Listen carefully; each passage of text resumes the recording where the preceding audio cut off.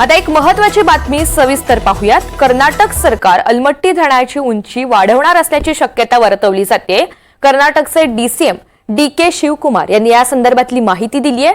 कोल्हापूर आणि सांगलीला पुराचा धोका वाढण्याची भीती आहे। कोल्हापूर सांगलीमधील गावं आणि शेतीला याचा फटका बसण्याची शक्यता असतानाच आता एक महत्त्वपूर्ण निर्णय होण्याची शक्यता वर्तवली जाते। कर्नाटक सरकार अलमट्टी धरणाची उंची वाढवणार असल्याची शक्यता आहे।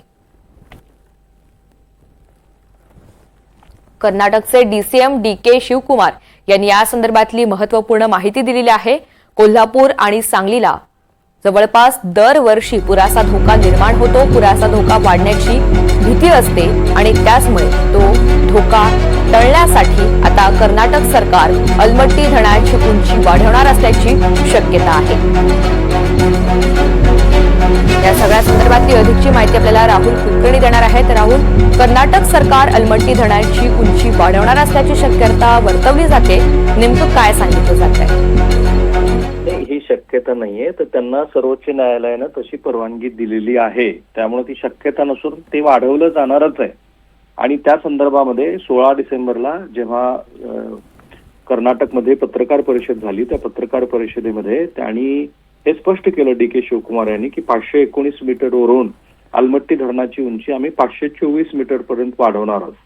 महत्वाचा मुद्दा त्यांच्या दृष्टीने आहे तो जमीन संपादनाचा, कारण एवढी तुम्ही उंची वाढवली की कित्येक टीएमसीची त्याच्यात भर पडते आणि ती भर पडत असताना मागच्या भागाला ज्याला आपण कॅचमेंट एरिया म्हणतो, त्या कॅचमेंट एरियातली जी जमीन असते ती अधिग्रहित करावी लागते। आता या संदर्भामध्ये येत्या सोमवारी कर्नाटकचे मुख्यमंत्री सिद्धरामय्या, डी.के. शिवकुमार आणि अनेक लोकांची जे या धरणाशी संबंधित आहेत त्यांची बैठक होणार आहे आणि हे काम सुरू करण्याच्या दृष्टीनं टेंडर पण तांत्रिक समितीचं जाहीर करण्यात आलेलं आहे। ती टेंडर प्रोसेस सुरू आहे।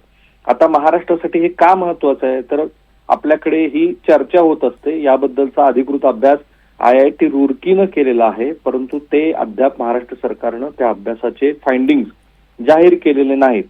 आपल्याकडे चर्चा हीच असते की अलमट्टीमुळं, कर्नाटकातल्या पाण्यामुळं कोल्हापूर आणि सांगली जिल्ह्यामध्ये पूर येतो आणि ह्या पुराचे फटके आपल्याला 2005, 2019, 2021 अशा 3 वेळेला बसलेले आहेत। गेल्या वर्षी सुद्धा तो पूर येता राहिला आणि ह्या धरणावरती 26 अतिरिक्त दरवाजे सुद्धा बसवण्याचा प्रस्ताव आहे। त्यामुळे महाराष्ट्रात आता चिंता एवढीच असणार आहे की जर अलमट्टीच्या धरणामुळे पूर येत असेल तर तो जो पाण्याचा फुगवटा आहे तो आणखी वाढत जाईल आणि महाराष्ट्रातल्या ह्या 2 जिल्ह्यामध्ये बिकट परिस्थिती निर्माण होईल।